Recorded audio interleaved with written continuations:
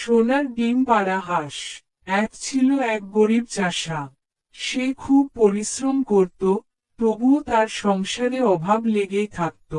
একদিন তার খামারে কাজ করতে করতে সে দেখল, তার এক হাঁস প্রতিদিন সকালে একটা করে সোনার ডিম পাড়ছে।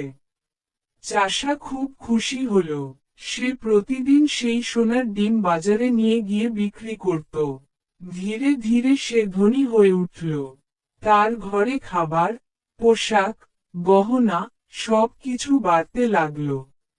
কিন্তু কিছুদিন পর চাষা লোভী হয়ে গেল।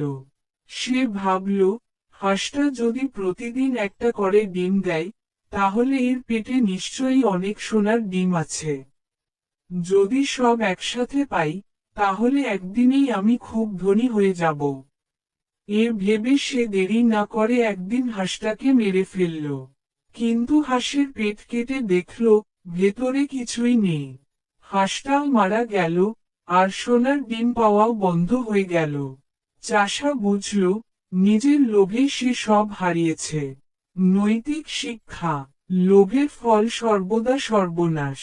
অল্পে সন্তুষ্ট থাকাই সুখের চাবিকাঠি।